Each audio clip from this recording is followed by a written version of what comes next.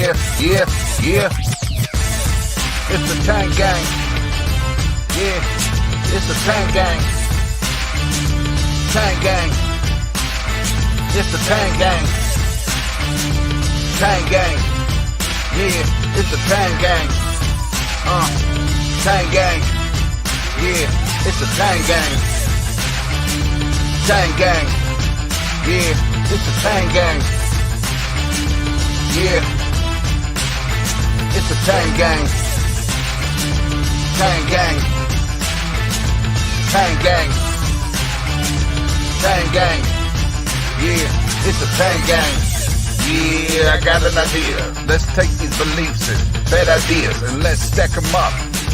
Stack them up and see if these people can back them up. And if not, this is what you can do, is just pack them up and go on your way. Cause you should have known, everybody at TANG, we don't play now. Yeah, we need that evidence. We need that evidence to make shit relevant. So what you saying? What you saying, man? Can you prove it? What you doing? Let's do it. Y'all already know. Y'all already know. TANG gang. Y'all already know. Y'all already know. TANG gang. Y'all already know. Y'all already know. TANG gang. Y'all already know. Y'all already know. TANG gang. Y'all already know. Y'all already know. TANG gang. Y'all already know. Y'all already know. TANG gang.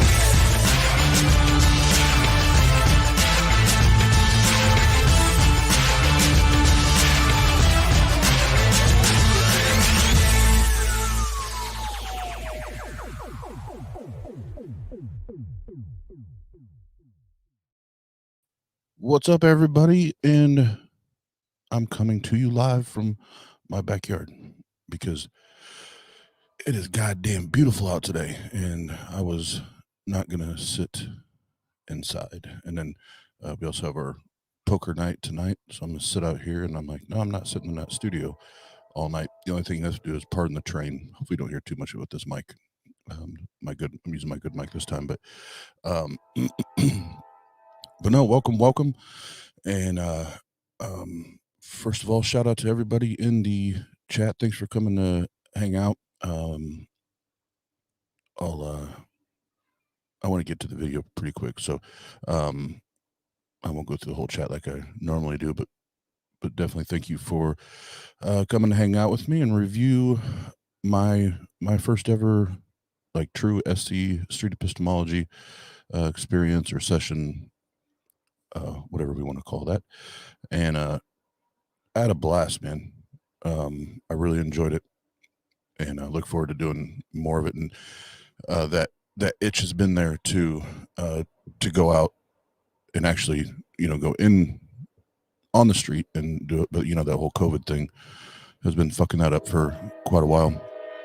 But and I know, I've watched and listened and reviewed a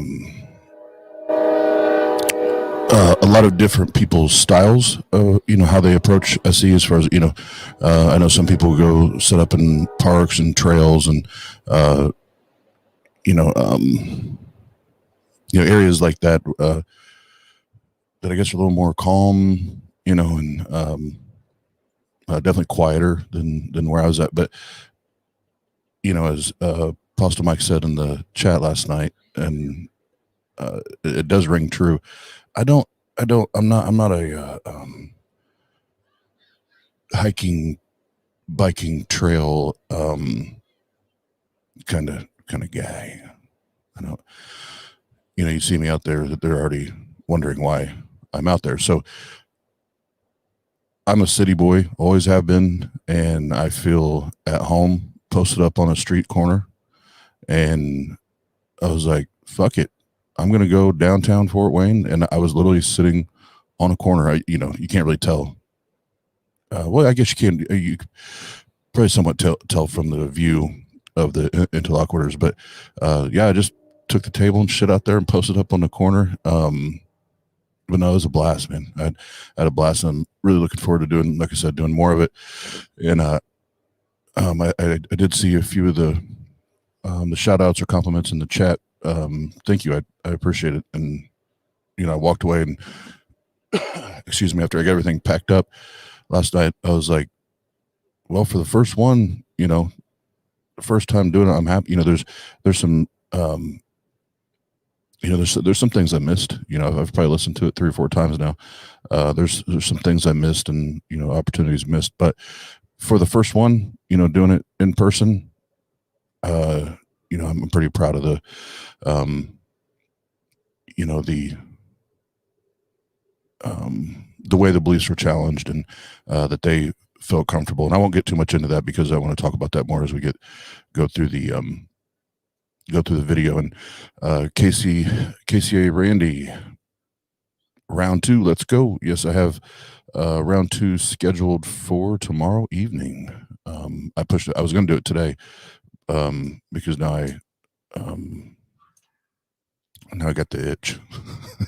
But I want Mrs. Oz to be able to go with me. She wasn't feeling good last night and still a little shaky today. So I said, fuck it. I'll just review the one from yesterday and push it back so you can go. What's up, Bill? But yeah, thanks for the support, everybody. And I do, before I hit, before I do start to play the video, I do, what up, Pasta Mike? Before we, oh, here, I can't.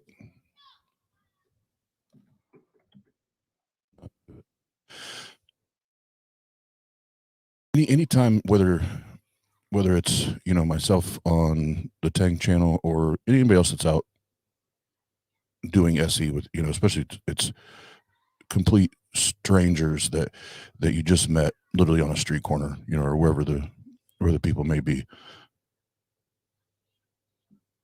Keep in mind in the chat that these folks, more likely than not, and Anthony even has disclaimers on his, you know, Magnabosco has disclaimers on his videos. Keep in mind that those people are probably going to go back and review that and watch that, and they may walk away, you know, feeling like either, you know, challenged, which is, you know, that their beliefs were challenged or their faith was challenged, which, you know, good for them. You know, I want them to question. I want them to challenge, you know, or they, you know, may just come in being neutral, you know, or thinking that they quote unquote won, you know, which is not what we're looking for. It's not a win or loss thing to me. But when we're in the comment sections, just remember that those eyes of those interlocutors are probably going to see that comment section, and you don't want them to come back, especially if it's been a healthy dialogue and they've been challenged and they walked away wanting more and wanting to know more and ask more questions. The last thing we want is for them to come back here and in the chat be demoralized. And not that you guys can't ask the same questions and everything in the chat and push back on different things. And even I love some of the questions that were asked in there that I was like, damn it, I wish I would have thought about that. You know, so there were great questions. There was a great pushback, but don't remember, attack the belief, not the person. You know, so if we start, you know, insinuating that these people are idiots or they're dumb or they're ridiculous, you know, all this, even if I agree with you that I think it's ridiculous or what have you, let's keep that between us. Let's talk about that. But I don't want them, any of them, you know, even in the future as we continue to do this, I want them to come and still be comfortable reviewing it. And even if they see the chat as they were with me while they're sitting there, and you know, at least this first one, you know, they were having a blast, and when they come back here, I want them to still be comfortable with that conversation and what you know, what happens after that.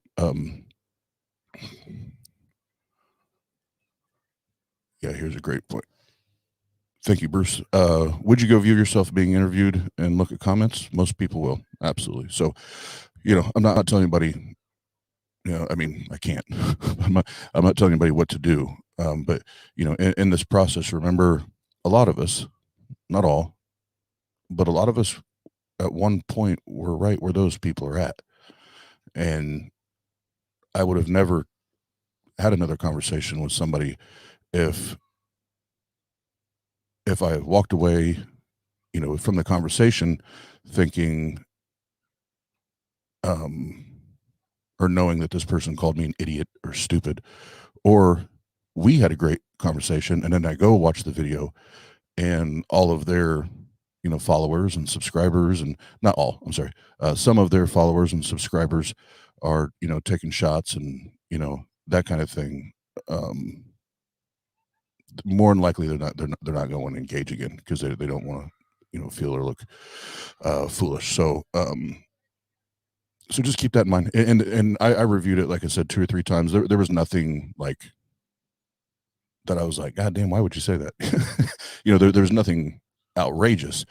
But I'm just asking you to keep that in mind, as we continue to do material and content like this. Is they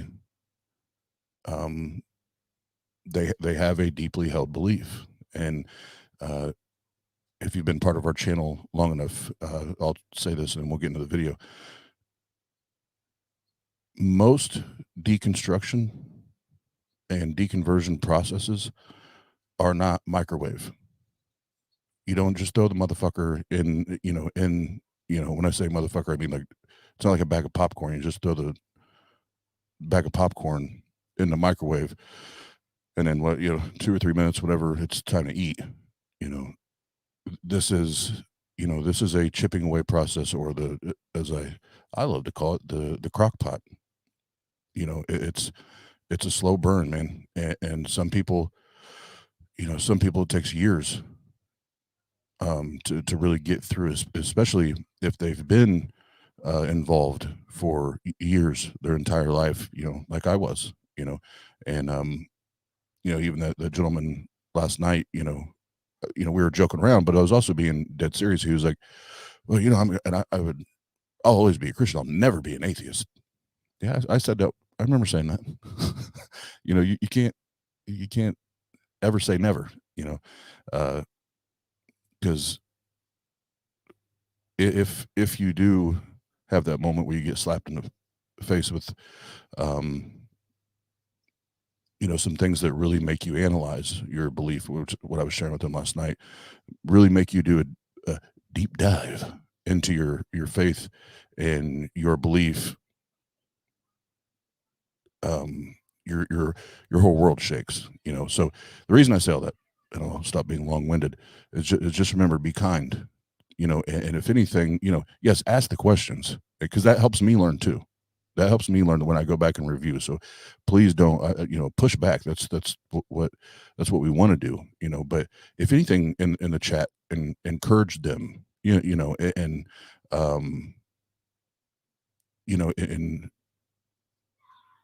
be, be more for them figuring this out than, trying to overanalyze why their answers are wrong, because when they come back, that's just a continuation of the process. But I've said enough. I apologize. Let's get in the video. What do you say? Oh, who was that ugly motherfucker? Oh, that's me. My bad. Me so funny. Of prophecies and things like that. Yep. You want to say hi? Yeah, kind of. Here. Here. Video? Hey, what's up? Nope, I do interviews. Oh, okay. I don't really want to be interviewed, but I won't interview you. You can be live. So, peace. Oh, what do you interview about? I do street epistemology. Basically what it is people have deep held beliefs. We interview, talk about it. How did you arrive to that belief? So whether it's Ghosts, God, aliens, things like that. God, you'd be good. Person. God, Person's right good here. for that. Person's God. good for that. He's a good I don't know if I want to be Seriously. interviewed. Yeah, be interviewed. Yeah, It's friendly. What questions would you ask? Again, methodology, the method and how you arrived to the belief. You don't want to talk about God? I do, Talk but about God. And I don't debate. I don't like debates. Well, okay. Let's talk about God. Here, I got another chair for you. yeah, give me a chair. I'll sit here with you. Okay. Yeah, if you sat here, it'd be better. I don't know, that's kind of cool. All right. Well, first, my name's Austin. So, what was your name? Karsten. What was it? Karsten. Karsten. All right. You from Fort Wayne? Yeah. Yeah. Whole life? Went to school here? Pretty much. Okay. Okay. And then, so I always like to be specific and make sure there's no talking past each other, or misunderstanding on terms or anything like that. So when we say God, is there a specific God that you adhere to? Jesus Christ. So God of the Bible? Okay. And have you been a believer in God your entire life? Was it later in life? Whole life. So did you grow up, was your family in church and things like that? Is that how you? Okay.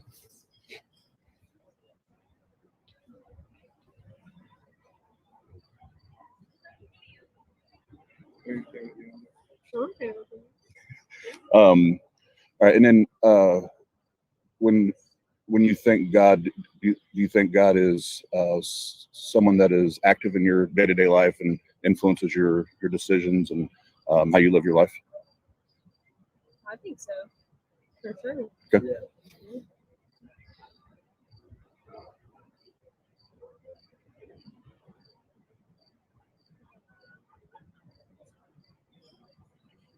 All right, and then I like to use a scale. So we'll go 1 to 10. So 0.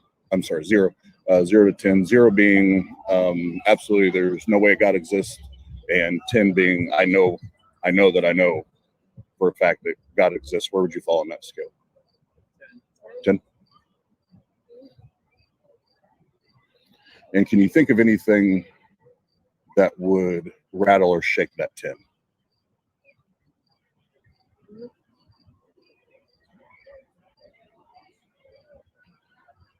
And then why? I will say, I wish I would have dug in. I wish I would have dug in a little more there, because,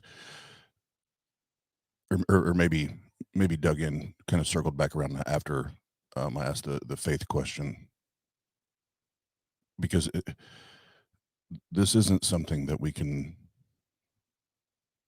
know to be absolutely true, right? So how is it that there's nothing that can shake it, or rattle it, shake, rattle, and roll? But I wish I would have dug in a little more there, but I'm learning.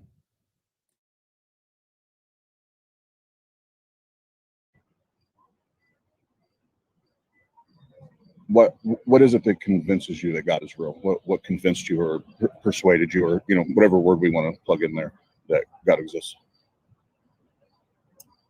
Nothing really convinced me. It's faith. Faith? Yeah. Okay. And again, I always want to be, especially with the word faith, I want to make sure we have definitions, because I hear different definitions all the time. Because there's the dictionary definition, ultimate, trust, trust in someone or something, and then there's the Bible, Hebrews 11:1 definition. Faith is the substance of things hoped for, evidence of things not seen. Which one do you? There's no wrong answer there. I just want to make sure we're talking on the same lines. Which definition would you? And the other thing I started to say earlier, and then I caused my own rabbit trail. Hey, what's up, Nick? Thank you, sir. I appreciate that. So and this is the whole reason I was building up to this, and then I left my point entirely. Being a city boy at heart, like when I was telling Pasta Mike this last night after we were done, like I felt right at home, felt like I was in my element, and I think that even helped them. I think they could. I think they noticed that and picked up on that.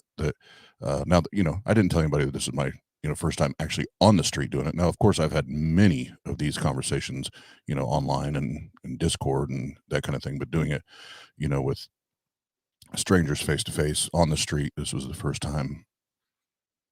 So the one thing that I was happy about from a technical side is there's only a couple times that because I am right next to a busy street, is there's only I think 2 maybe 3 times where there was the car noise or music was a little too much, but I think that's one thing anybody that's going to watch as anything SE when I go out and do it is this is my element, this is where I'm comfortable, so there are going to be those times. And like the one time I could hear the car coming and I asked Amanda to please pause until the motorcycle went by, and then we kind of joked about it, but that's just going to come with the territory, because what I was trying to say earlier is I wouldn't feel as comfortable in a park or a hiking trail or whatever, because I don't fucking hike, I don't do trails, but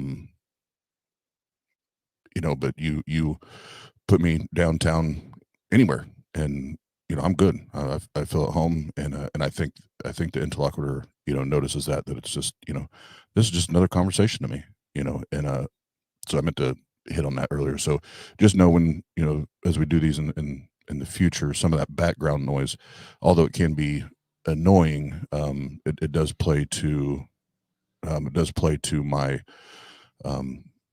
my personality and my comfort zone,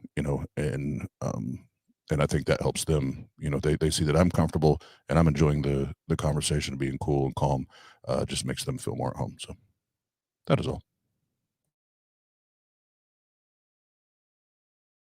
Would you agree with?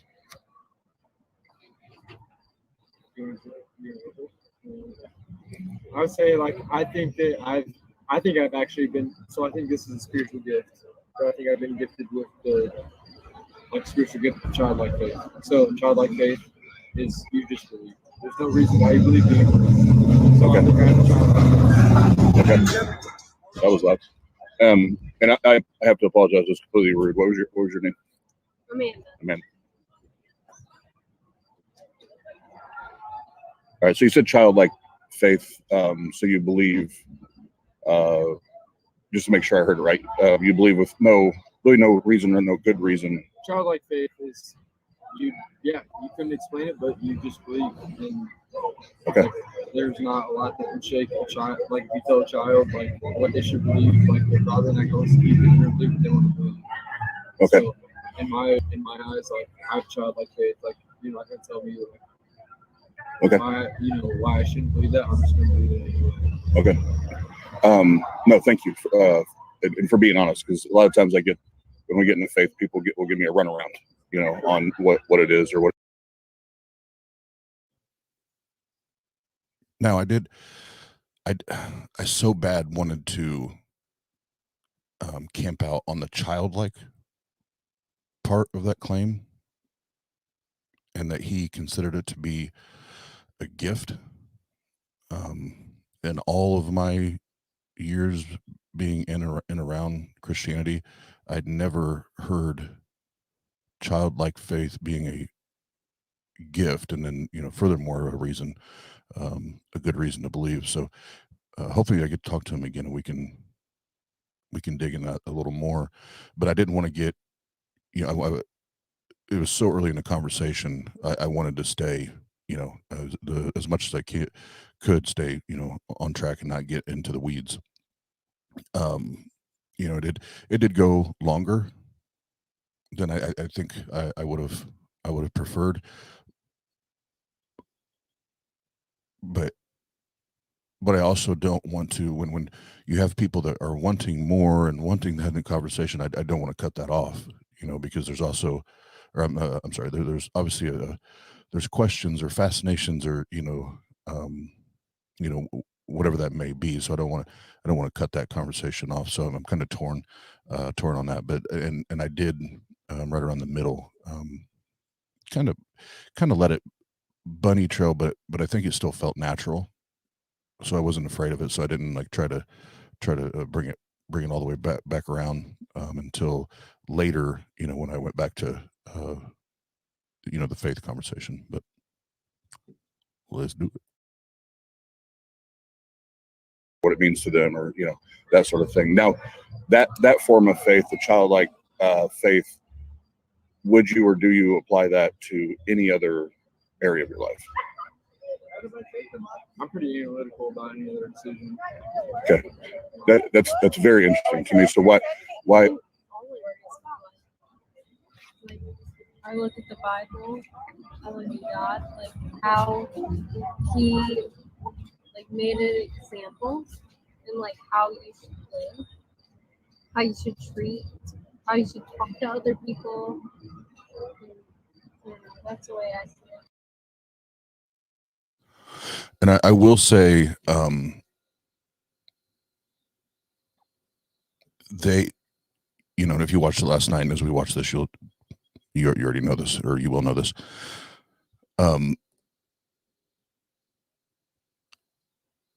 They are in two different places, but you can tell that he's much more, whether it's justified or not, he's much more confident in his faith. He's much more confident in his belief. Where she's like teeter-tottering, and many times was looking to him to get an answer first, and then kind of repeat it back, or take that answer, put her own seasoning and flavor on it, and then regurgitate it. So I really do. I gave them information, how to get in contact with me and everything, and I hope they do. I'd love to have another conversation with both of them. But yeah, that was interesting to me, in the fact that she, right now, and then several times went to that, the faith or the belief or what have you is based on taking care of people and doing the right things and all of that, and like I said, that's great. I can align with all that. That's fantastic. But is that the reason you believe?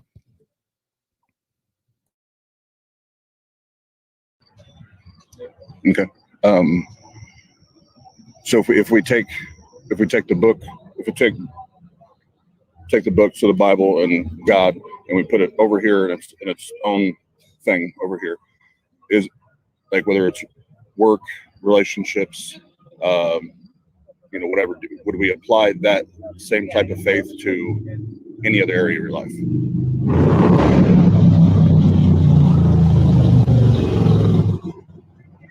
I would say probably not. Like, if it's something that's like worldly, I'm gonna be very analytical. Like, I'm gonna like look at the conditions and say, okay, like, is this, like, how do I treat the situation? But when it comes to like my Christianity, when it comes to my spiritual life, like, I'm pretty just hard-headed. I don't know. Like, Okay. I'm not as analytical. I just believe. So I did, and I always do find this interesting, because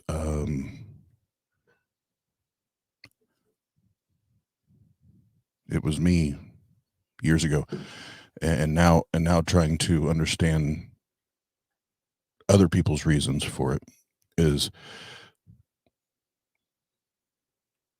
I apply, he used the word analytical, but I'm analytical, or I apply skepticism.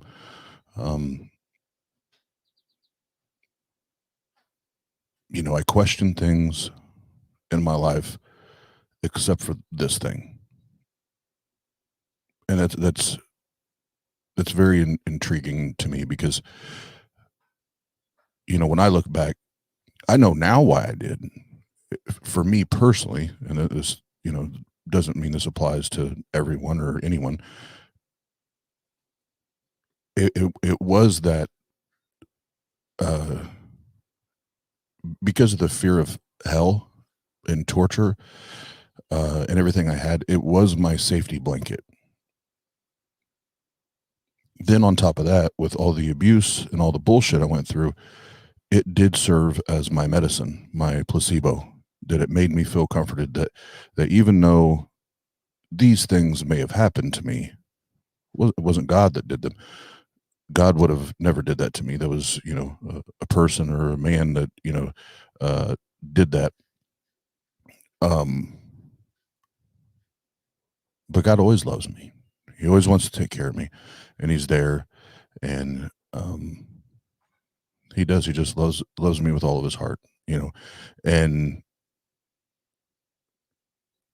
that was my personal reason for believing with, I don't know if I would, if I would ever apply childlike faith to mine, because I definitely did study, I did research, but it was 100% with,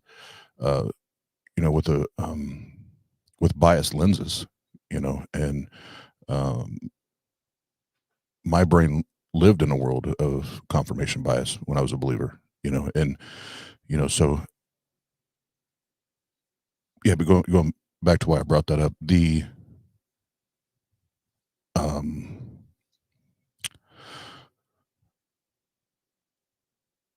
I want to know why he, Karsten, I think what his name was. I want to know why he does it. So I hope that I get to talk to him again and we can dig into that. So.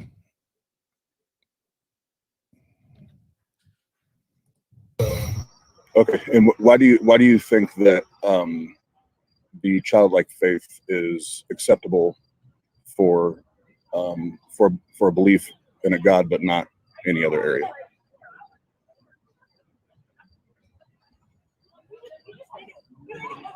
Good question.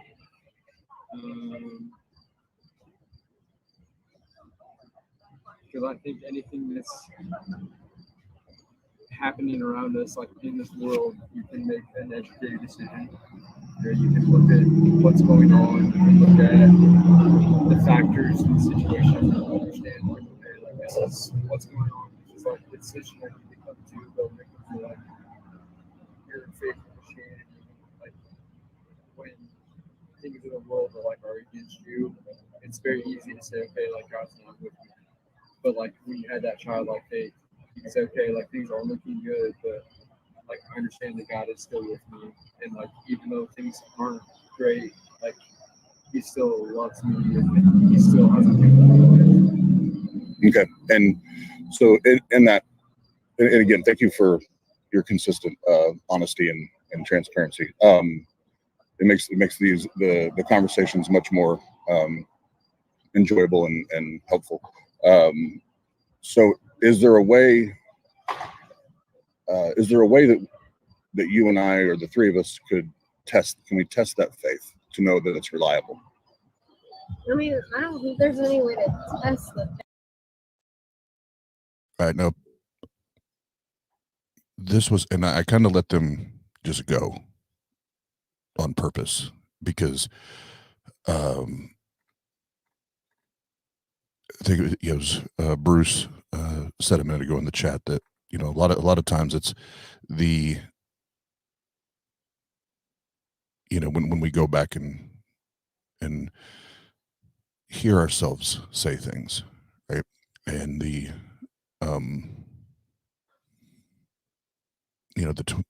what's the yep, I just lost the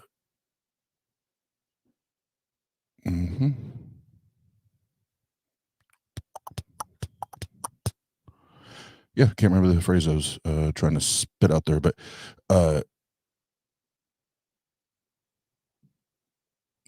them going back in retrospect, that's the fucking word I was looking for.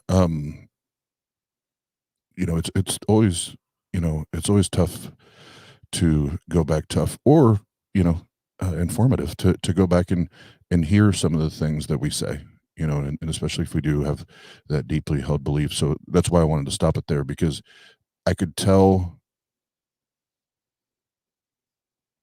a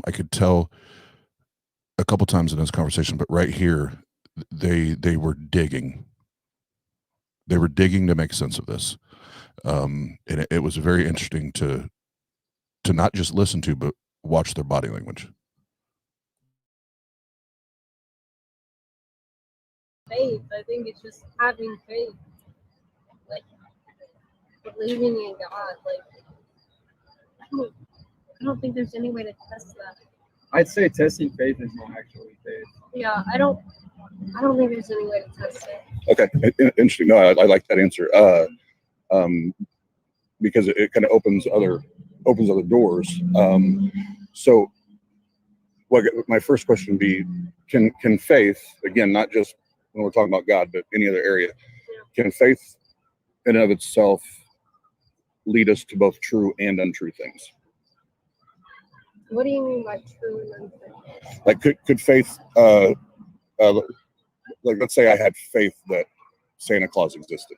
I'm just using that as an example. Yeah. And then I come to find out later that even though I had faith in it and had a belief in it. No, I do want to say that that line right there was my grand fuck up of the night. And as soon as it came out of my mouth, because nothing was coming to my head for an example, and the first thing that just that fell out of my mouth was Santa Claus. And as soon as I said it, I'm like, God fucking damn it, Austin. And you can see they both kind of, it didn't piss them off, but they kind of gave me that look like, oh, Santa Claus, for real, homie, Santa Claus. I should have went to, Allah, or another. It was an ancient Greek god, or yeah, that was a fuck up. That was my bad. That won't happen again.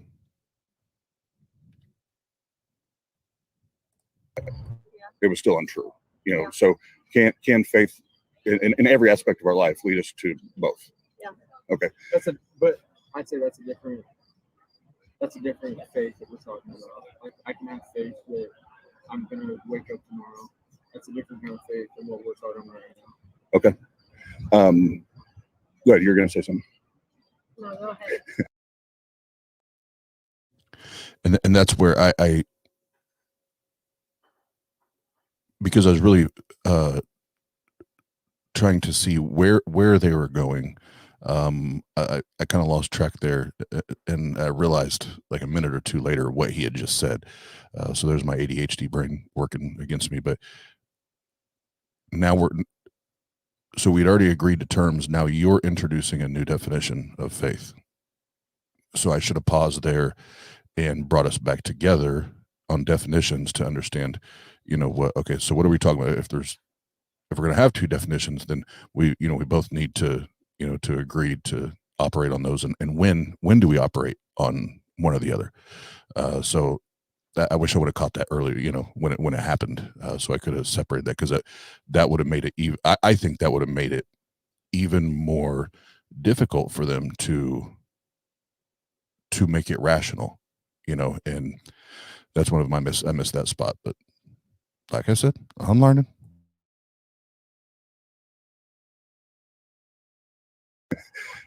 So is faith, whether it's the definition we agreed on, in the beginning, or this one, is faith a reliable pathway to truth? Can we know that it's true?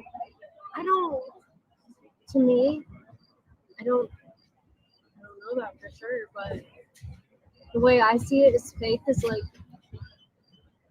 treating people kindly, helping people, being there for people. And if in the end, like, I don't know how to explain it, but to me, like, I see the Bible, I see God is like treating people as equal, treating people with love, giving. And I have to be really honest right here.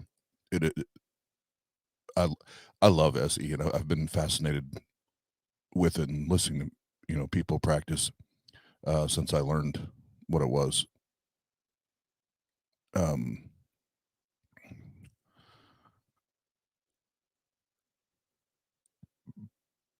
But it's so difficult. I had to give myself a big pat on the back when they walked away.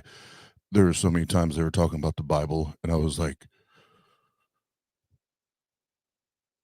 I just want to tell you that that's not correct, and like everything inside of me. But again, then it's not, we're not talking about epistemic questions and why do you believe what you believe and all that. But so it is tough, man, when when you get that that part of your brain that starting to do SC. We also do call-in shows and we do debates, and you get all those different things, and to turn some of that off it's tough, because there's a couple times they made Bible quotes or referred to the Bible, being a source of this or that, and I'm like, no. But I stayed quiet. And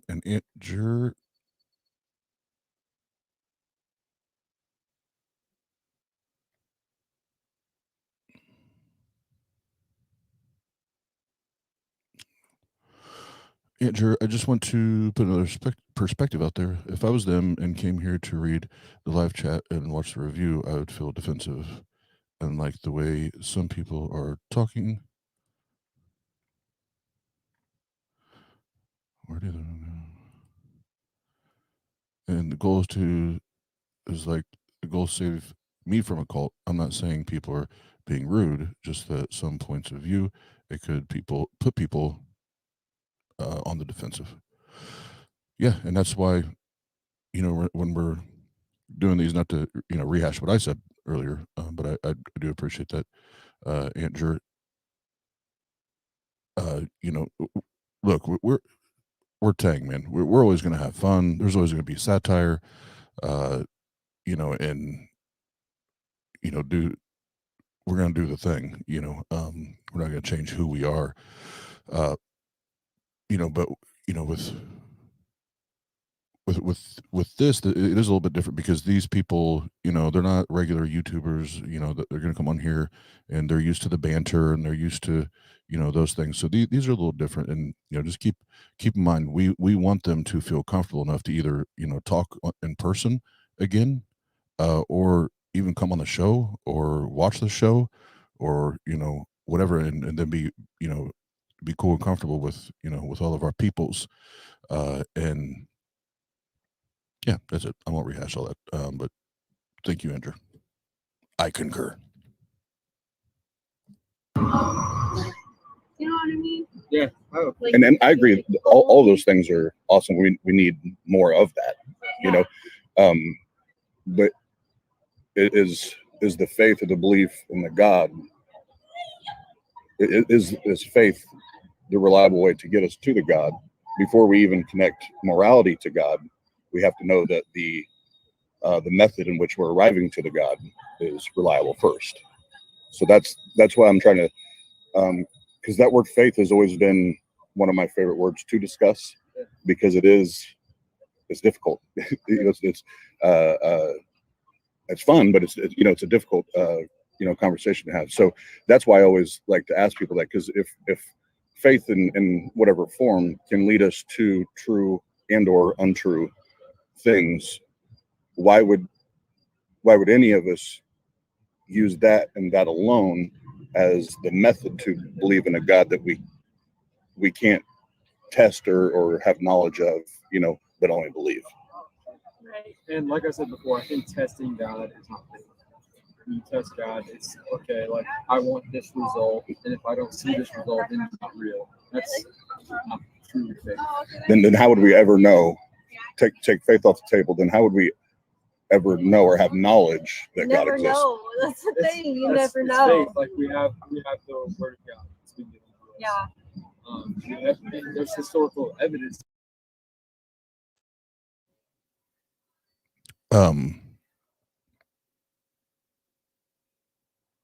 that was another miss on my part there. And as soon as I re-listened to it the first time, the follow-up question, you know, one way or the other, should have been, you know, because she said, well, no, you know, how do we know? That's the thing, you know, and then take it back around to faith. Well, do you value knowing? You know, do you value truth? Do you want to know true things? Is that important to you? Does it matter? I wish, damn it, I wish I would have got that. So that was another miss for me. But Trader Oz, I got the impression from them that the guy was really religious and the girl wanted him to debunk you on God. Like, yeah, well, definitely at first, because she was like rooting him on, like, oh, you should do it. And by the end of it, you know, she's like, wanted to give me a hug, you know, so,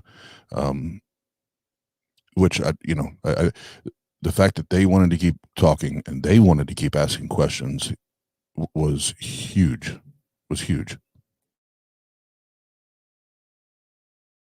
That the word of God brings truth. And I think that honestly is like living day-to-day life, like trying to help people. Hold on 1 second. I'm sorry. Wait for this guy to pass so that everybody can hear you.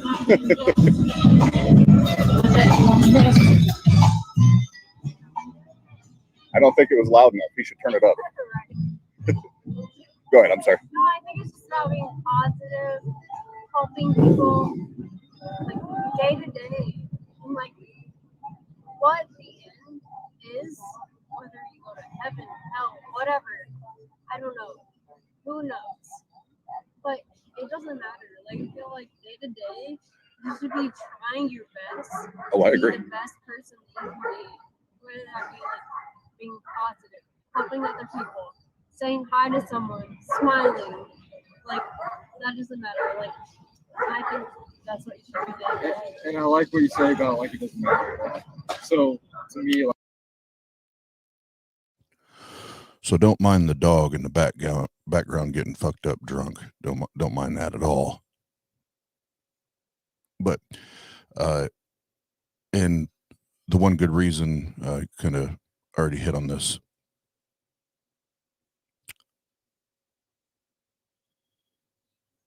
Without even realizing it, they took their 10, so their confidence level, right, and literally just said it doesn't really matter.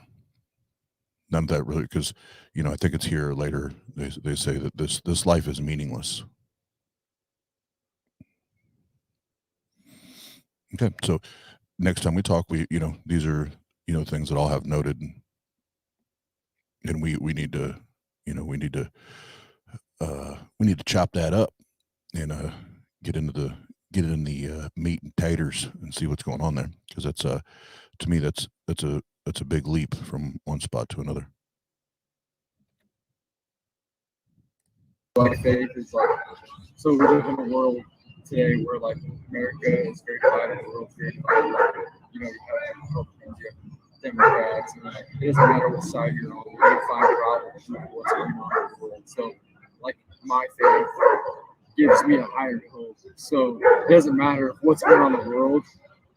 I don't agree with it. That doesn't matter because I have a higher hope that's above what is happening in this world. So like things can be happening that I don't agree with.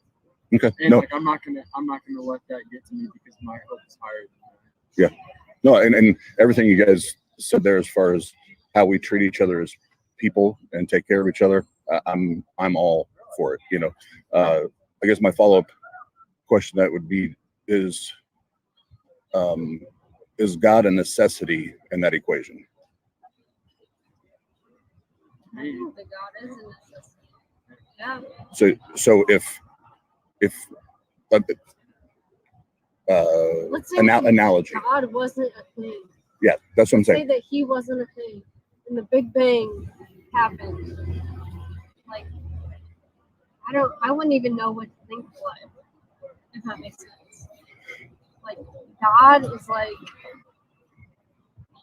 when I'm feeling down, I think, God, help me, like, help me process this moment, help me think through. And real quick, I'm a little behind here, but Mr. Philosophical Plumber, it's great to see you, brother. Glad you're here hanging out with us. Good to see you. Good to see your face in here, man. And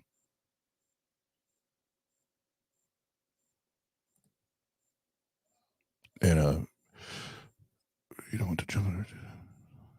Yeah, and I do agree with that, but it's some of them more than others. It's like, oh man, I think this could have been, one that they would have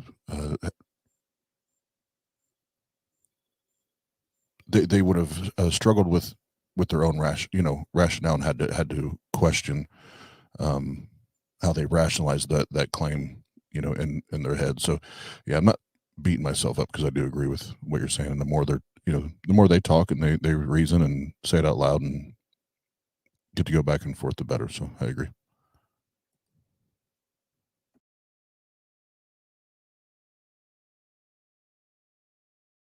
Like, how can I make this better? You know what I mean? Okay. The Bible calls us to love each other, and Yeah. I think if you so even if you don't believe in God, if you take God out of the equation, God's not even talking about. Let's just say He's never even talking about. What's the purpose for us being here? We're going to live very selfish lives. Yeah. We're not going to love each Selfish other. is lies. We're not going to love each other. I'm not going to care about what you're doing in your life. I'm not going to give one crap about what you're doing. Because there's no, I'm not being called to love, right? I'm not being called to anything. So I'm going to live my life to whatever interests me. I'm not going to want to do something that's going to help benefit someone else. But God calls us to love. And God calls us to do things sometimes that we don't want to do, but it's going to show love. And that's, I think, why, I think that people that don't even recognize that God exists, they live unselfish lives because, they feel the need to, love on other people. And maybe they don't recognize that God exists, but they still. Now, I do realize that if this was a a debate or a formal, conversation or what have you, yes, I understand that I'm being strawmanned. I get it. But the more I noticed, the more he was allowed to speak and know that I was listening, that I was being a good listener, the more comfortable he got, and the more of his view, his belief, his faith he shared. And, like we said at the top of the show, this is if we're really going to challenge beliefs or ideas, typically it's a crock pot, slow cook, slow burn process, So I thought this was, great that the more comfortable he was in the conversation, in both of them, but even, with him, I think having, a stronger, religious position. I thought that was great. Do I agree with any of it? No, absolutely not. But he, he needs to have this conversation. We need to have this conversation. Yeah, Bruce's comment, what he just put up there, I don't think he consciously understands that it's a straw man either. I have no idea. If I asked him, he may not even know what what a straw man argument or fallacy is, so there's no point in even doing that. And it just, you lose, you lose that rapport, one of the most important parts with SE is creating and maintaining that rapport so that these conversations can, continue, beyond just the the first night.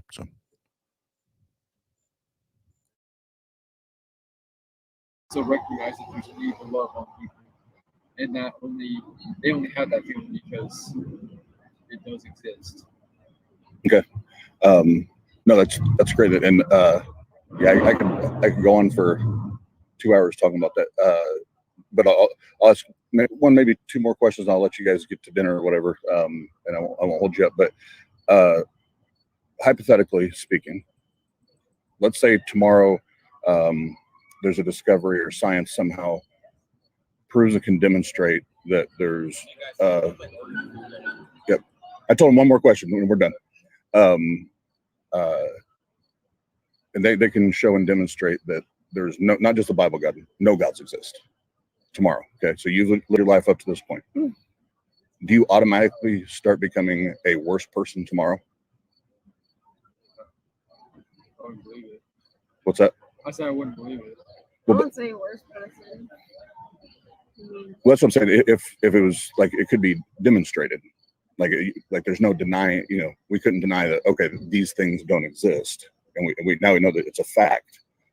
Would that automatically, would you become a worse person or decrease in your morality just because you found that out? No. I don't know how to answer that question because I don't know how to answer that question. Okay, that's fair enough.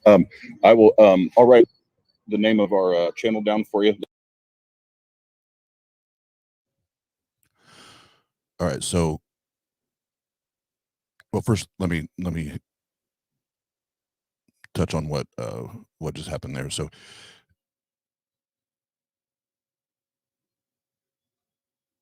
he said, I don't know how to answer that question, and then obviously I'm not gonna push and no, answer the question.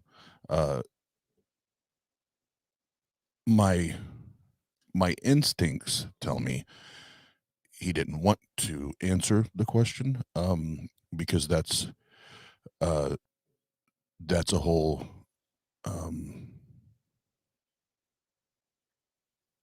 that's a make a including myself when I was a believer. That's one of those that's going to make your head spin if you dig into that.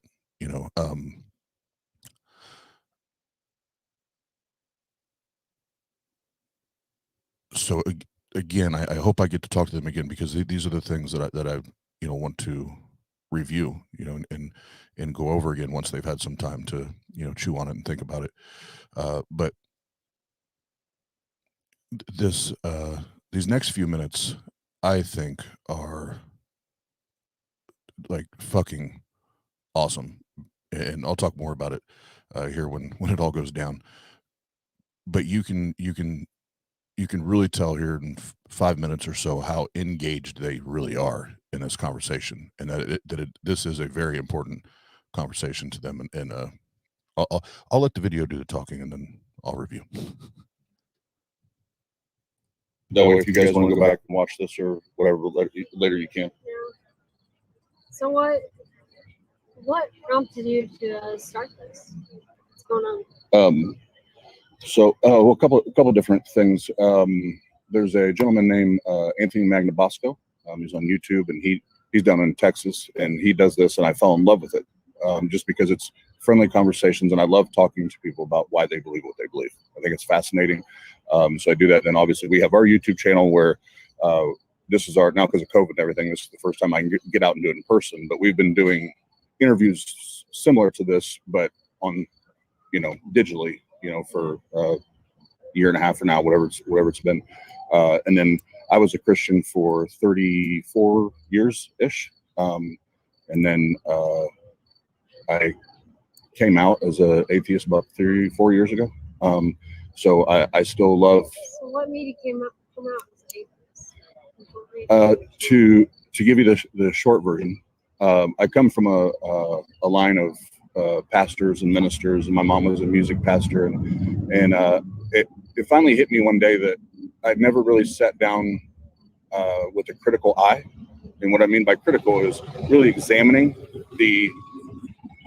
first the book, but then my faith. And that's why I love talking about that, because I really had to dig into mine and figure out where this was coming from, why I believed. And once I started finding and noticing a lot of the gaps, a lot of the issues within the text, that's what started to shake my belief. And what's that? What gaps? Oh, do you have time? Yeah, I we do, have I time, don't- yeah, dude. We have I- all the I'll time. stay I don't here. give. I don't care. Okay. This is important. I was about to say that I know they're sitting there waiting. I love that. Both of them are like, no, we've got time. We have all the time. And she even went to say, I don't give up about them. And she held back on the old F-bomb. But I was like, oh, okay. And, obviously now, they know my position, and now they're inquisitive, and they want to know. They want to keep asking questions. So, and then it gets a little, not from me, from, I think it's her brother, because I think I know him, the guy that comes in here in a minute, or you'll hear his voice. And I didn't say anything there because it was already awkward. But yeah, you'll see. I'll shut the fuck up.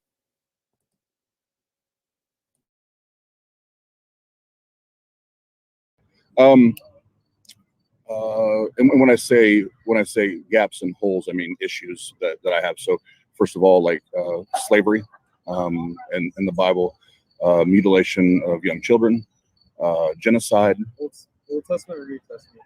Old Testament, Well, probably. Old Testament was slavery is in the New and the Old Testament. And to me as a Well, I Christian, think honestly, God is like a test. He's testing us all the time. and sorry, go ahead. I feel like God is testing us all the time. And this part,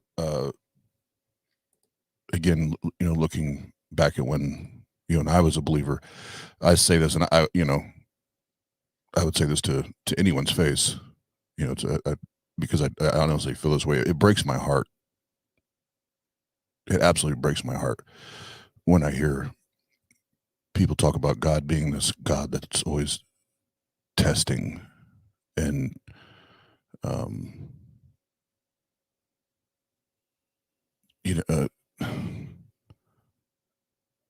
like putting us in situations where it's like, I need to see what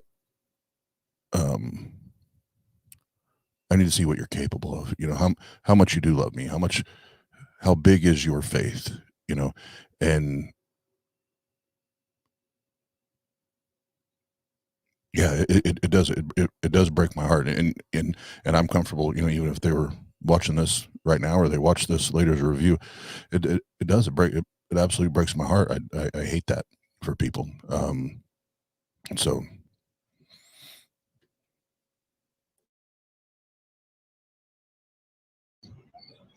Like, So the Bible is very specific, right? So God is selfish. He's a selfish God. He wants glory. He wants glory.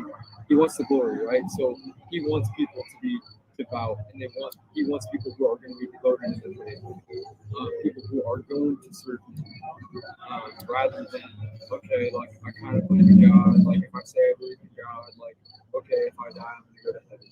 That's not real faith. Like, real faith is, my daily life doesn't matter. It doesn't matter if, like, my spouse dies. Like, I'm going to still believe in God and believe that, like, there's a plan for that, and God will somehow use that no for good. remorse. Yeah, He will somehow use that for good. Like, I'm at a point in my faith where, like, I could lose my job. I could lose both my parents in a crazy accident. I could lose everyone around me, and I would still have faith because, like, God is. That was for a purpose. Yeah. Like, God has a bigger plan, and it's something that I don't understand. Like, I may never understand it, and maybe sometimes I'll get frustrated that I don't understand it. But, like, I'm on Earth, and I have an earthly body, and I have an earthly mind, and someday I will understand it. But, like, right now, maybe I don't. But I have to have faith that it is for a better place. And see, for me, I need personally to have a belief or a conviction. I need more than I need more than the book, and I need more than faith. I don't apply faith to any other area of my life.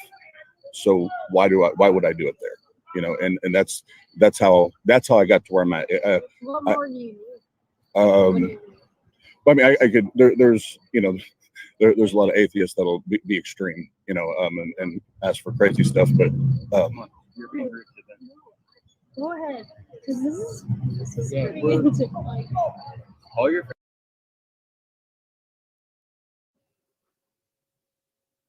All right, so this is when Amanda was her name. Amanda gets a little spicy here with I think it's her brother, but yeah, she's about to go in. But the reason I think this is the takeaway of the night is whether and Pasta even said this when he and I talked last night. Whether the questions were hitting them hard or challenging them, or whatever. The fact on a Saturday night downtown, they're out with friends, that they felt comfortable enough, and felt like the conversation was respectful and obviously intriguing to them at the very least, that they wanted to stick around. Like, and they were like, nope, fuck our friends for another 10 or 15 minutes. We'd rather do this. I thought that was huge. friends are in there waiting right now. That's fine. They can wait. Just get up. Come on. Just order without us. You've been out here for like 30 minutes. I'm like pretty. I understand, but you can come back a different time or something. Come on. I'll come. Come on. Like 10 minutes. Amanda.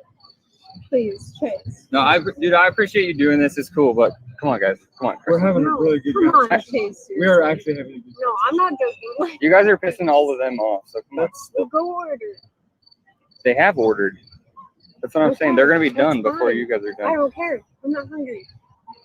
This is important. We're having a good conversation. All right. See you guys. Sorry about that. Say the oh, question. you're good. You're good. Sorry, I just realized I knocked my camera.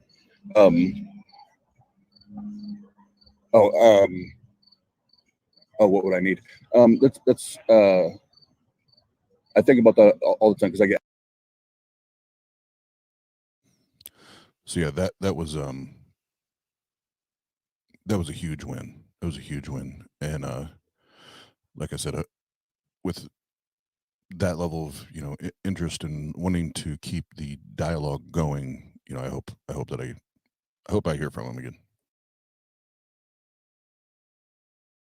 Get asked that all the time. I would need some type of evidence. The same way I would observe and test something that I do every single day, right? So I know I have the pin. I can drop the pin. I can test and know that the pin's here. I want, I would need something like that. It doesn't have to be that exact example, but something like that, because faith in the book in and of itself aren't enough for me. So being an atheist, like you yourself are an atheist, what do you see when you die? Absolutely nothing. Absolutely nothing. Just like, do you remember what it was like before I you? see is hell. Hell, to me, is absolutely nothing. Me, myself.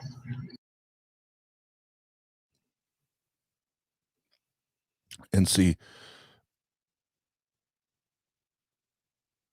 right there, and again, I hope they, I do hope they go, back and watch and listen to this as I review it an hour later. But if I won't do it right now just for the sake of time. But if you go back and watch that statement when she said that is hell, the look on her face, I can relate to that. and you know, that's why I had to go through the process that I had to go through. Yeah, so Amanda, hopefully you hear this, see this, and contact me. And if you lost it, my email is austin@tart.live, and we can meet downtown again, or we can have you on the show. I'd love to continue the conversation. And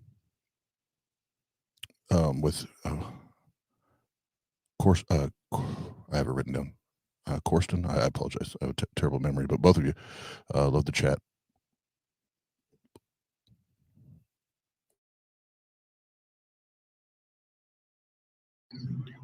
Absolutely nothing. So, do you remember what it was like before you were born? Was that hell also? See what I'm saying? Because it's the same. What do you mean before it was born? Like before you were ever here. Do you remember what it was like before you existed? Yeah. And so as an atheist and a skeptic, my position is that I think we go to a place of non-existence again, just like we did not exist before we were born.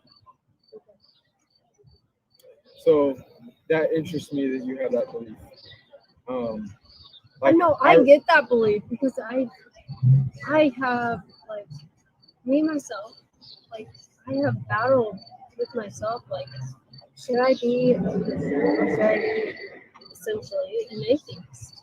Like essentially, I think that an atheist would be an easier belief because I'm like, we're here, I'm here, I'm living, what I do, you know, is what I do. It doesn't matter.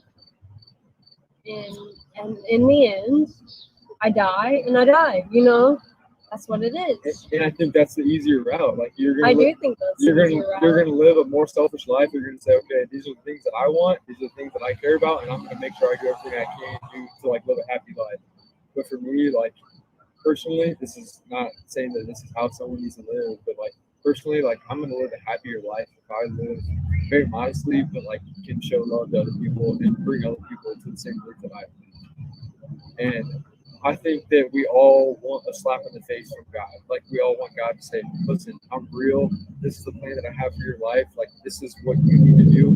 If we all had that, then there's no such thing as faith. Faith doesn't exist because God is slapping everyone. I don't think there'd be anything wrong with that. Like you want a slap in the face. Like I mean, if that's what he wants, if that's what needs to happen. And one thing I will say, and I'll say it again at the end, I do appreciate both of them. They were awesome the entire time, and whether I agreed or disagreed or you know with all or some or majority, they were great interlocutors the entire time. And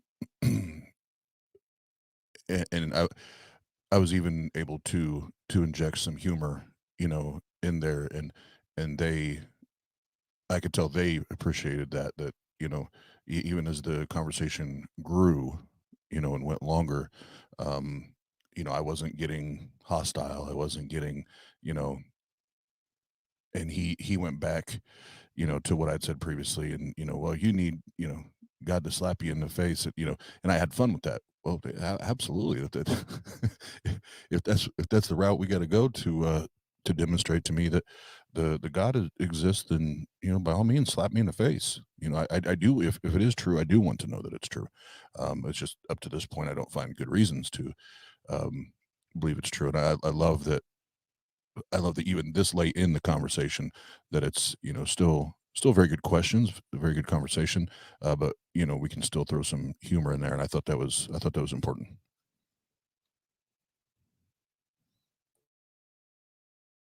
And for me to know that he's real, if he wants to like physically slap me in the face, like we can do that too. Not physically, like we want God to, like people who don't even have belief say, God, like speak to me if you're real. And what if he doesn't speak? What if he doesn't say He doesn't speak, but it's like. But if God really, you know, Just have the feelings. the all, you know, the all-knowing, all-loving, you know, the omni attributes of Yahweh God. If he really, really loved me and he cared about me, because it says that, you know, he loved me so much that he knows the number of hairs on my head. You know, he knew before, you know, I was formed in my mother's womb, he knew me. You know, if that's the case and he really has that deep of a love for me, why wouldn't he show himself to me the way I need to know?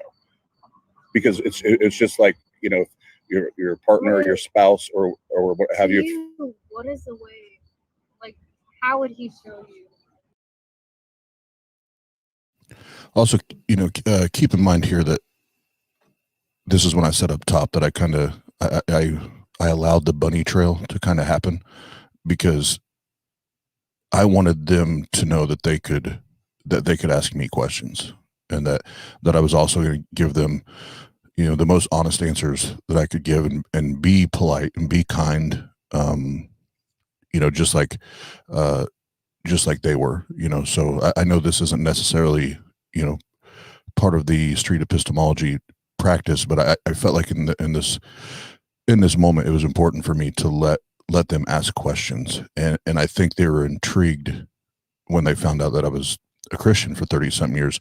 They're now wanting to hear my rationale, you know, and how I went from, you know, how I went from, you know, someone with a very, very deeply held belief in a very strong faith to, you know, now atheist, you know, activist, and now, as he says at the end, out on the street, still talking about what people, you know, believe in. So I thought that was important. I wanted to make sure that I highlighted that this isn't necessarily part of the SE, like, quote unquote, you know, line of questioning, but I felt this was crucial, you know, especially if we're going to talk again in the future. To you. Like I said, I would need to be able to observe and see and measure to know that this thing is true, just like I would anything else in my life. I have to apply the same. I have to apply the same formula with the God claim, or the, you know, the God's existence, as I do everything else, because that's how we know we're being consistent. See, in my mind, I feel like that's how God is testing us. Can I ask you a question? Why, if God is all knowing, he's Alpha and Omega, beginning and the end, why does he have to test? Why is the test required? Why is that necessary? He's giving the free will. Because he's like, Interesting. he wants to Okay. show us who we are as a person. I feel like. So what is, to you, your definition? What is free will? Free will is to decide. There's the decision to make, to do anything you want to do. If you want to rebel against God, if you want to like God, like there's an enemy, right? If you believe in God, then you also believe in Satan. There's an enemy, right? And God wants you to trust him. And if you don't trust in him, then like you're not on his side. And I feel like it's doing good for the world. Like, And then just to give another example where it's, you know, having this conversation, these line of questions, you know, epistemic type questioning, like even that, I literally had to bite my tongue, you know, on the free will, you know, conversation or argument. I was one of my favorite things to, you know, to dig into and chop up and, you know, and discuss. But again, and that's not the time or the place. So it's just another example where you have to know, you know, when, where, how, who, you know, when you're going through this, and when to ask certain questions, when not to, is what I was trying to say. But yeah, I so bad wanted to go there, but I kept my mouth shut.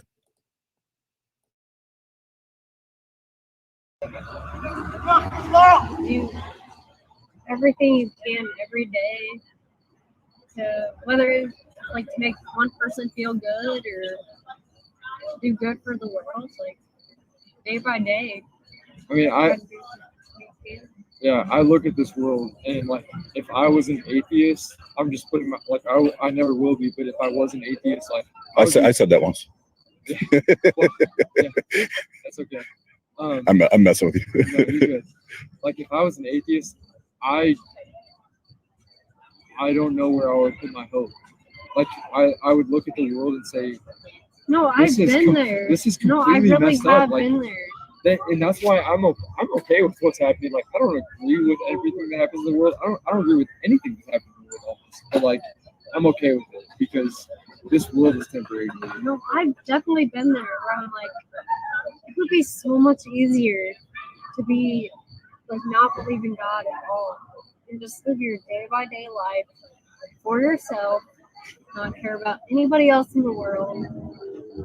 But And I will push back a little bit there, because there is this common misconception that atheists are these sin-loving, devil-worshipping, God-hating, selfish pricks, and we hear that it all the time. Yeah, I'm saying generally. Okay. Generally, I'm sorry, not you two.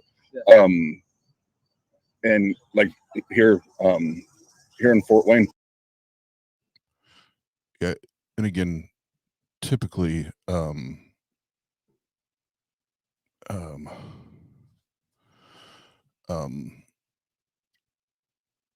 typically in SE style, conversations, you're not getting into this, but I think if my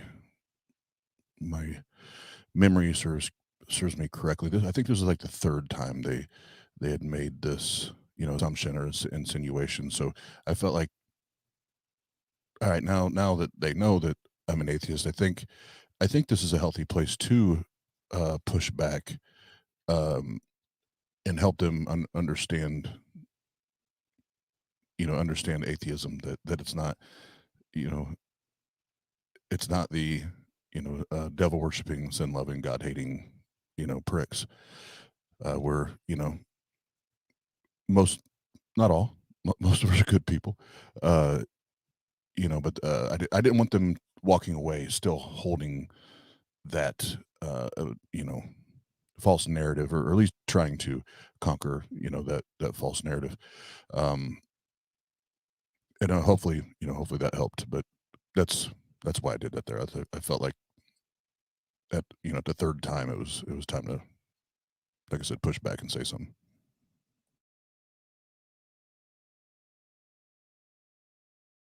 I do homeless stuff all the time.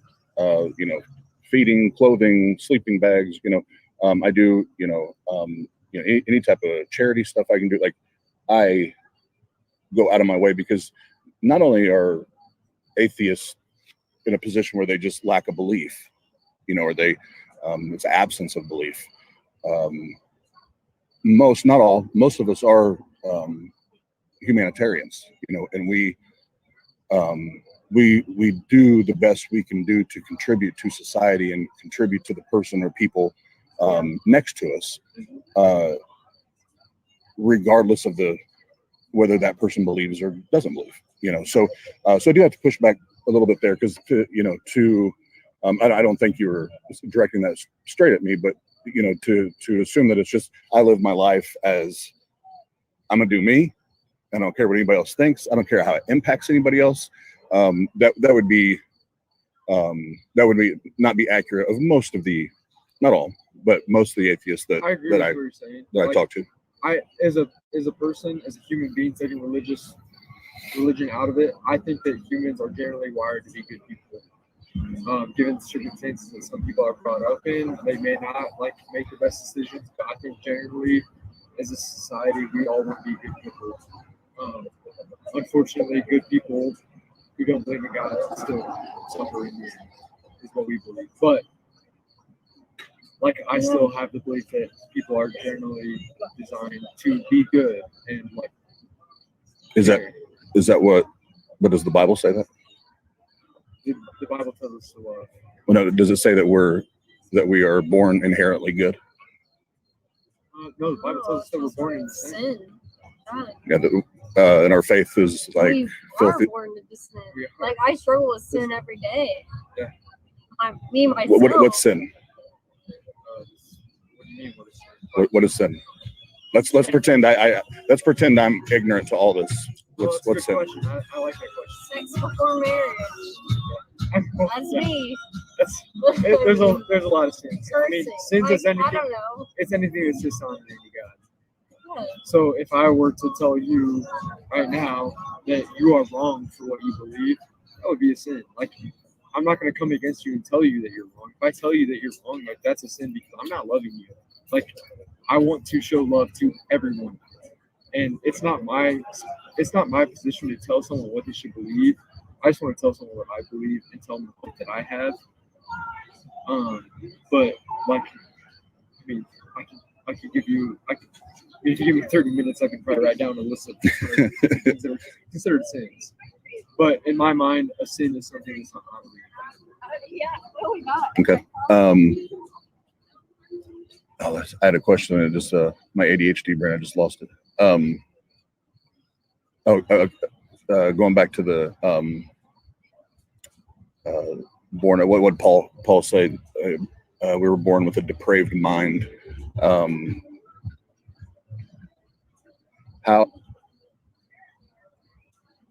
How do you and both of you probably answer this?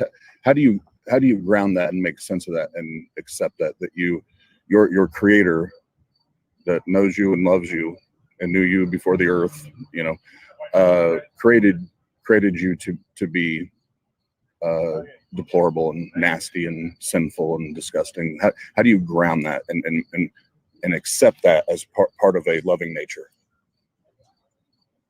Me, I think it's just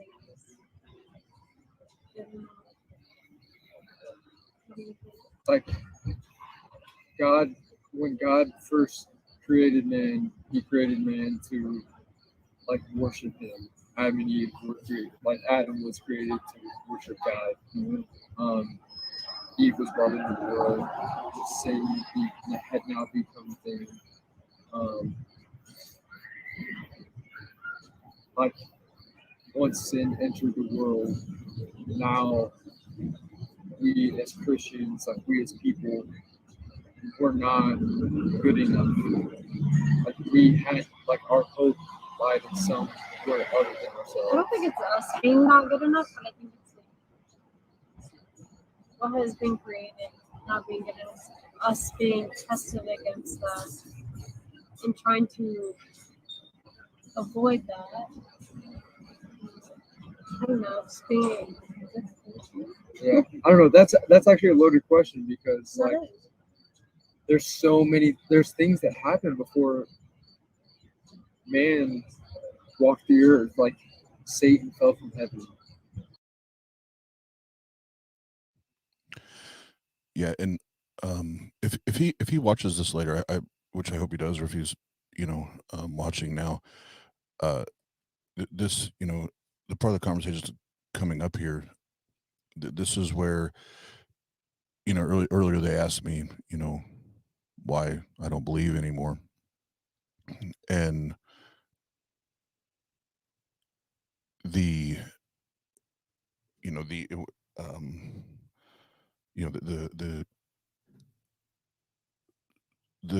gaps or the things that and gaps is probably not the correct word to use there, but according to how the Bible describes the character of Yahweh God, the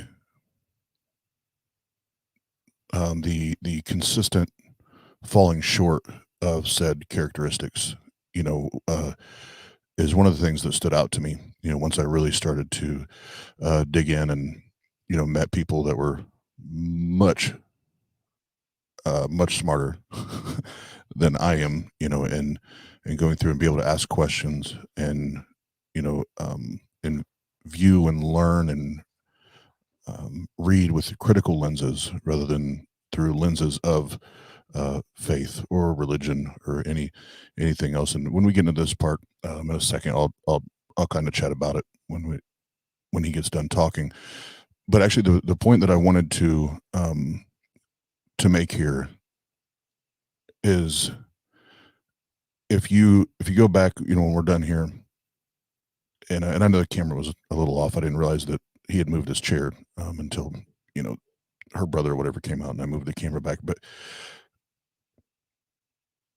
like his body language, and like now you can see how he's sitting. Like he's sitting, and shoulders are back, and he's comfortable, and he's now he's talking, and he keeps going, and I don't really have to ask more questions. All that's awesome, and I wanted to make sure that I pointed that out, because that again, those are the wins that I'm looking for anyway, for further conversations and dialogues, that people are comfortable, and even if they're tough questions, hard hitting questions, whatever, I want them to feel comfortable, and know that we're going to be able to talk and chop it up, and it be cool, calm, and collected.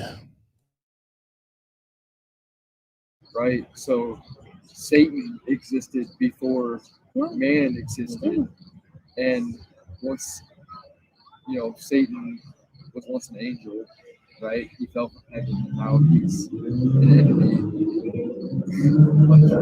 Now you're talking about some pretty deep stuff, and I gotta admit, I'm not the most educated on it, but like that's where my faith comes in. I believe everything the Bible says. I believe that like Satan tempted Adam and Eve, they fell victim to it. Sin entered the world, and now we as humans, like, our eternity was dependent on where our faith lied, whether it was in the world, whether it was in God. Okay, so and I promise last question on this one, and I'll give you guys my contact information. We can talk again. Going back to the faith part one last time, because it keeps naturally coming up in conversation. So we talked to a lot of different people from a lot of different places, and I have a friend of mine that is Muslim, and he was an atheist and converted to Muslim. He has the same strength or conviction in his faith or belief in Allah as you guys do Yahweh, God. Why is his faith and the reality in Allah existing wrong and yours right? Me personally, I kind of see them as like different interpretations. I don't see Allah as like different from God. Me personally, I see them equal. I would encourage you to, I'm making an assumption here, so please excuse me if I'm wrong, but I would encourage you to download the digital version or buy a Quran and go through it. And I can promise you those are two different deities. Sure. And actually, I just probably like 2 weeks ago heard that like the Quran is like based off of the Bible, and there's a lot of things that are in the Bible that are also Quran. Oh, there's absolutely borrowing going on. Yeah. So, I mean, it's honestly like I think it's different interpretations. maybe I don't know. I mean, that's how I see it. But I'm just talking about the faith, though. Let's leave the books out. Just the faith, because the faith is I don't know a lot about the Muslim faith, personally. Well, I'm sorry. It's my fault. I'm not being clear. So when I'm saying faith, I'm talking about the mechanism. And this was interesting when I reviewed it. This stuck out to me.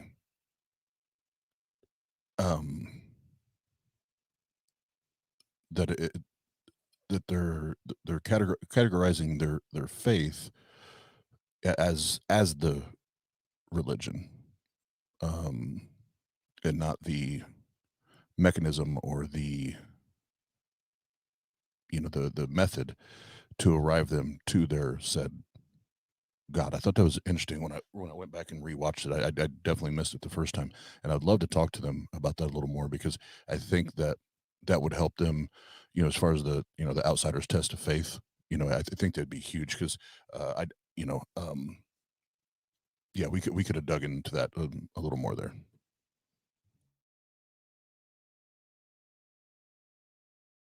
Or the method to get to the God, to arrive at the God. However they, What is that? yeah. So if faith is the vehicle or the method to get us to a God, any God, right? Why is your faith more correct or more accurate than their faith? Because I don't know what their faith is. It's the same thing. It's a belief. Yeah, and I don't know, Yeah. like, so when you ask that question, like, so my faith is based off the Bible, it's based off of God's word. So their faith is based off the Quran. I don't know enough about the Quran to give you an educated answer. I wish I could give you an educated answer. I just don't know. Like, I believe in the Bible, so my faith is based off. Yeah, I mean, it is what it is. Like, I believe in what you believe. We do our best to live life and treat people equally. Give people love. And that's what it is. What it is. Like, you go day by day life, trying to give people love, treat people equally, and like where you end up in the end, it's like it is what it is. Well, So I see it. I don't know. that we can agree on. It is what it is. It is what it is. I don't know. And like, just to make this clear, like, I don't believe our job as Christians is to like get into people's faces and tell them that they're. Yeah, like you have to believe this. You have to believe this. This. That's I don't think that's it at all. there's a Like, misconception. I think Yeah, and I'm saying this because I'm on a video camera, like, I'm saying this couldn't be an All right, for time purposes, because I'm gonna have to jump off here in a few. I'm gonna fast forward to the end when Old Testament and slavery and all that briefly came up here. So give me 1 second. trusting without seeing. Like, I can't see. What you're sharing with me right now, because you guys have been awesome and fair the entire time, so I don't want you to have a bad taste in your mouth walking away, but I've just seen it. I've seen that, and then in my time in church, and the last however many years, I was, in ministry basically, and there's a religion does offer some good benefits. Don't I'm not throwing the baby out with the bathwater. The hospitals and the money and stuff that they put overseas and things like that. Like that's a no-brainer, right? But it's the underbelly that nobody talks about that has ruined a lot of lives. what's the underbelly? Old Testament. When I hear that, I'm like, I mean, he said that, or it was said of him, he did not come to. Trying to follow who's doing what right. I think it's about doing what you know in your heart is right, and not following a crowd. Like, I don't know. Like, Then, I think God shows us. and I'm saying this jokingly, but here's my remedy, and we'll start there. Let's throw the Bible out, because that's usually the root of the issues. Is everybody has their own interpretation of the book, and then But then we who have actually reads the book? Let me tell you that. Who actually the reads atheists. the book? The atheists. Nobody. No, I know. There's. I bet I'm willing to bet money that there's atheists that know the Bible better than me. Oh yeah. And I'm okay with that because the Bible is fucked up. Really, that the Bible is fucked up. I agree. Right? the Old Testament is, yeah. It is messed up. Like, Well, actually, No. Jesus put his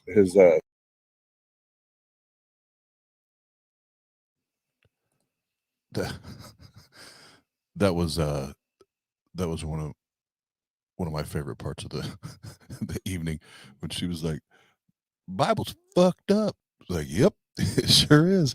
And then he even agreed. But real quick, yeah, Andrew asked if I could explain the outsider's test of faith, though if others aren't familiar with that, or if my two new friends here are watching or watch later, they understand what it is. So it is say this as quickly and briefly as I can. If you hold if someone holds a belief in Yahweh, they have a faith in Yahweh, and then someone on the other side of the world has similar, same faith to as their vehicle or their method to to bring them to Allah, and their faith is in Allah. What makes the Yahweh believers' faith more correct or accurate? I don't know if that's the right word I want to use, but more correct than the one that holds a faith in Allah. Why is one different from the other? And obviously you can interchange that. If you're talking to a Muslim, you can ask the same thing reversed. So and I think if I get to talk to them again, we can dig into that a little bit better. But I think we're getting ready to hit the slavery here. A stamp on the Old Testament. When I hear that, I'm like, I mean, he said that, or said of him, he did not come to abolish the law. He came to fulfill the law, and that the law should not change, not one stroke, not one iota.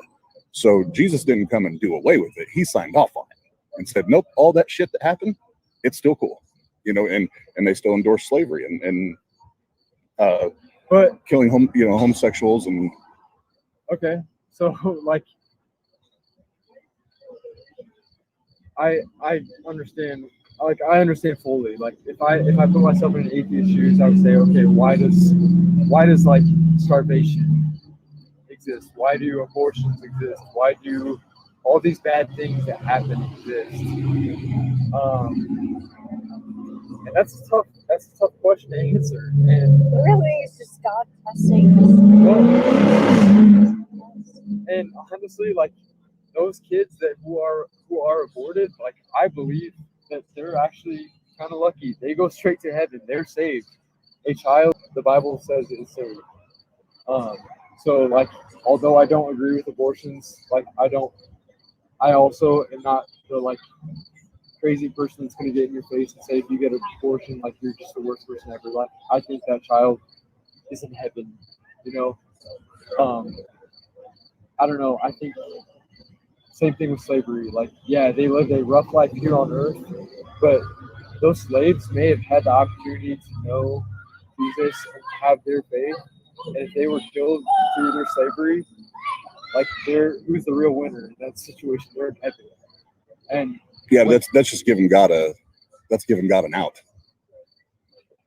I don't know. What do you mean? That's saying, well, it's okay that God endorsed slavery because these people may have went to heaven.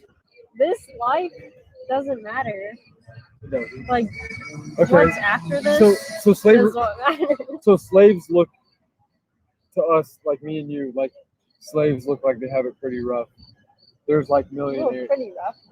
Yeah, they have it rough. Yeah, you look at a slave and you say, okay, that's a rough life. But then put us in, taking us level up. Okay, there's millionaires that do nothing, and they're gonna look at people like you and me, and they're like, okay, those people are working their lives away. They have it rough. There's levels. There's different levels of they have it rough. Okay, so like, to put it on the level of slavery, oh, they were whatever, they were abused, they were just taken advantage of. But like, us as human beings, I can be taken advantage of just like you can. Would you let me own you as a slave? Would I let you?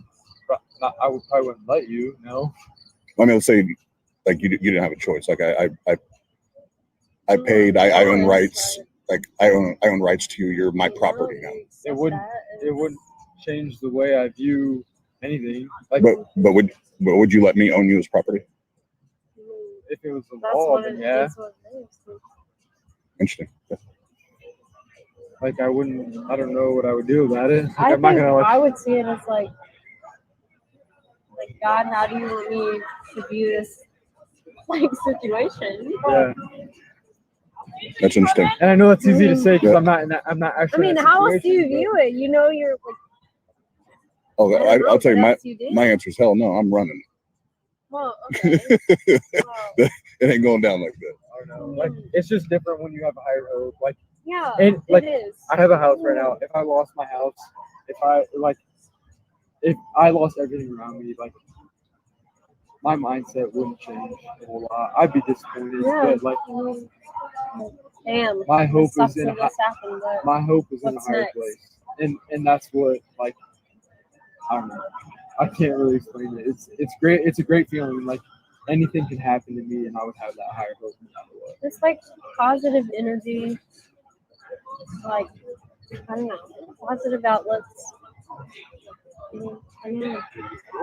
No, like positivity and looking at life through those lenses. I'm all about that. I want people to be happy. I want you guys to be happy.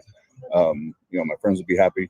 I personally don't need any deity to feel that way, and to want to do the best I can do, not just for me, but for you guys. If you needed help, you were over here and homeless and didn't have anything, and I had it to give it to you. I've shown for myself that I can do that minus, the belief or the faith or the God. So, I'm not out here trying to take it away from people. I just want to know why they believe. So. No, I appreciate that. No, this has been Good great. talking And to like you. I'm not going to sit here and tell you. Why you're wrong or why you're not wrong or doesn't matter. Yeah, I'm sorry, but it's kind of weird. Oh, he was Stuck for a second. he was talking to me earlier. So. Oh, okay. He was like, okay, sorry. Yeah, I'm not gonna sit here and tell you you're wrong because I do not want to do that.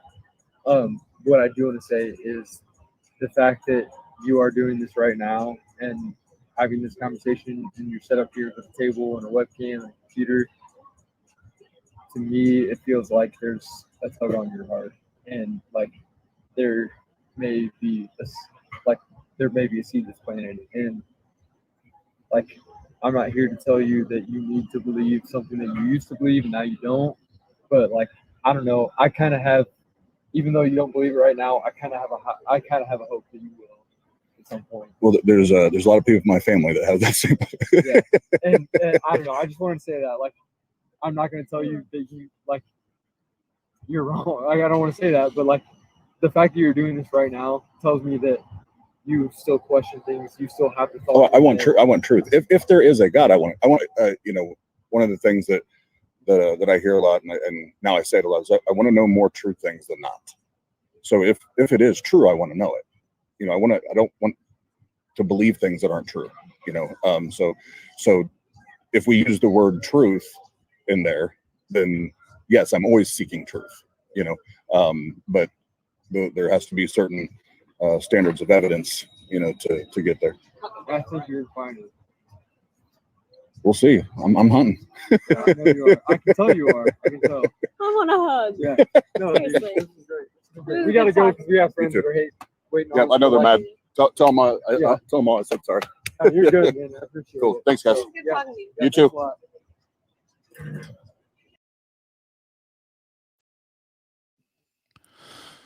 All right. Yeah,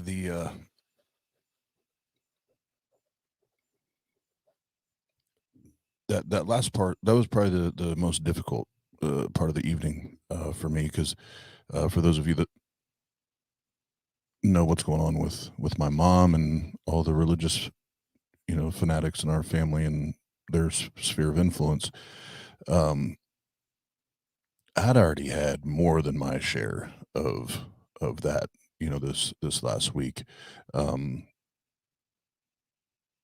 but I tried to keep in mind that he doesn't know me. He doesn't know what's going on. He has no idea that my mom just passed, in the last 2 or 3 days. He had no clue. So it would be,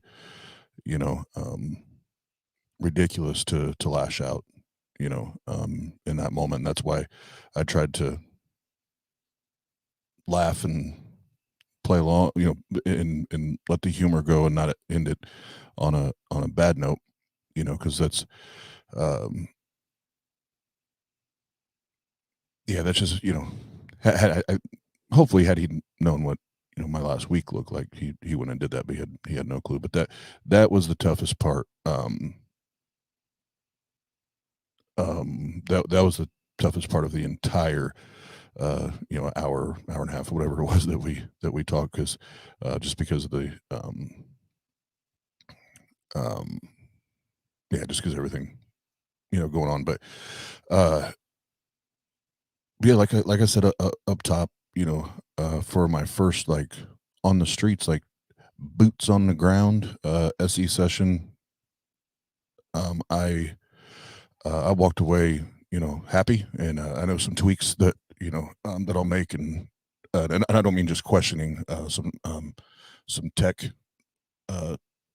things. I'm gonna switch up a little bit, just to make sure that we can hear the interlocutor or interlocutors, the entire time. Now I can't do anything about the guys on motorcycles that, for whatever reason, have to have their music so loud on their motorcycle that all of Indiana can hear the damn thing. But no, I walked away. Happy. It felt like it was, productive. I think it's in some regards with both of them, but especially with her. I think if I were to speak to her tonight, she's probably been thinking. I won't say she's full on skeptical or anything like that, but wheels are probably turning, and I hope the three of us get to, like I said earlier, get to talk again. And so I'll be back out in the streets tomorrow night. My goal is to have everything up and going about 7 p.m. Eastern time. So the YouTube feed is already created. If you guys don't want to go, hit the reminder on that so you can watch it live if you want to. If not, obviously it'll be there later. Sean Alexandre in the building. But so we keep it going, man. I officially have the bug. I would have been out tonight if my wife was feeling up to it. She's still feeling a little ill, and I want her to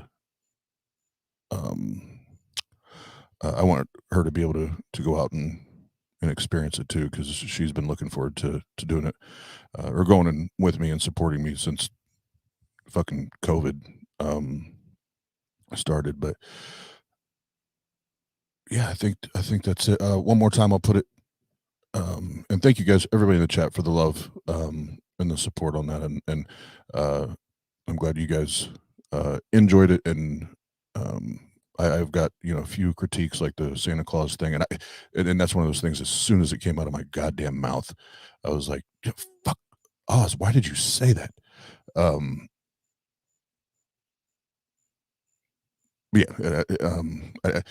In the end, it didn't, because the rest of the dialogue, it didn't make a negative impact. So it's all good. But put the link in here for Better, and remember, that is October 9th and 10th here in Fort Wayne, Indiana. I know this is your guys' favorite part of the show, when my ugly face gets covered up. So there you go. But yeah, October 9th and 10th, Seth Andrews, Anthony Magnabosco, the SEOG, as I call him. He'll be there. Cynthia McDonald, the badass himself, Dave Warnock, the Jumpster, T-Jump, and then the homie, Dr. Joshua Bowen. And if you guys did not know, we can't go an episode without it. There's a little book that just came out, The Atheist Handbook to the Old Testament by Dr. Joshua Bowen. If you notice there in the little corner down there, it says Volume 1. That means there's a Volume 2 coming. So go holler at your boy. He's got several books. Go buy them all. And then if you just don't like to read and you like to listen, you can go and listen to